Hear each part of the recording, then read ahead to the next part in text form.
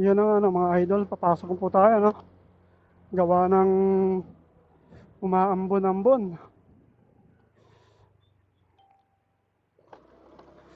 Sana hindi lumakas ng todo no mga idol.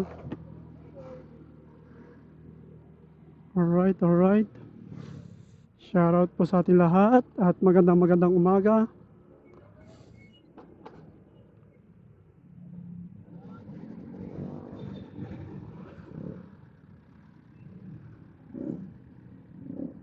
Dito natin masubukan yung water resistant nito.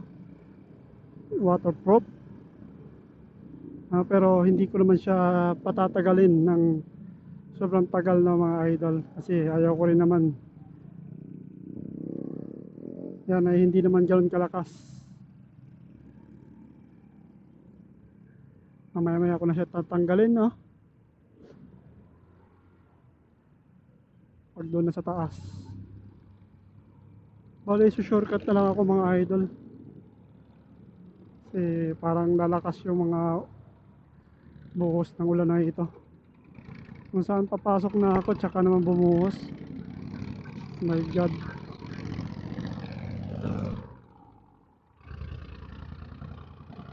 Ay, naku ka talaga oh. Lumakas na mga idol. Kailangan natin siyang tanggalin. Hi guys! Nandito na tayo sa May Luzon Avenue, no? Alright, alright. Alright mga idol, alright. Alright mga idol, alright, alright, alright sa ating lahat. Kamusta po sa ating lahat no mga idol? Kamusta po tayo lahat? Naway nasa mabuting kalagayan po tayo at kondisyon ng pangangatawan, no mga idol. At ako po ay muling papasok sa aking trabaho, no? Okay, shoutout po sa ulit sa ating mga followers dyan na nag-subscribe sa ating YouTube channel. Maraming salamat po sa patuloy niyong pagsuporta sa akin mga idol. At sa mga bago nating mga subscriber, no? Maraming salamat sa inyo mga idol. Dahil po po inyong patuloy na sinusuportahan, no? Shoutout po sa ating 106 subscriber. Okay, kahit paano umabot na po tayo sa 106 subscriber. Maraming salamat po sa inyo, no? Sa patuloy niyong pag-subscribe sa akin. At sana po sa mga hindi pa po nakapag-subscribe ay halina po kayo. Samahan niyo po ako at mag-subscribe na rin po kayo.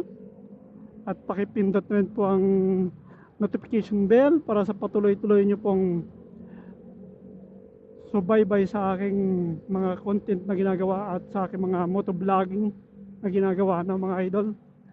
Maraming salamat po sa inyo lahat. Naway po tayo po ay pagpalain ng ating mahal na Panginoong lahat, Hesukristo, no, sa araw ng Pasko, no. Merry Christmas po sa ating lahat, no, advance na mga idol.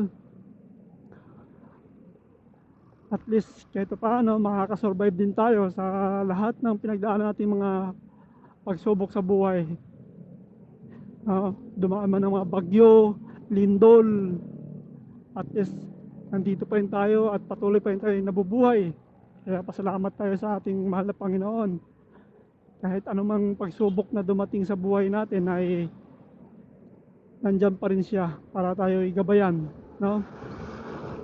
Alright mga idol, malapit na ako sa aking trabaho, no? Hanggang dito na lang yung aking video, no? Tatapusin natin dito. Okay, maraming salamat. Bye bye.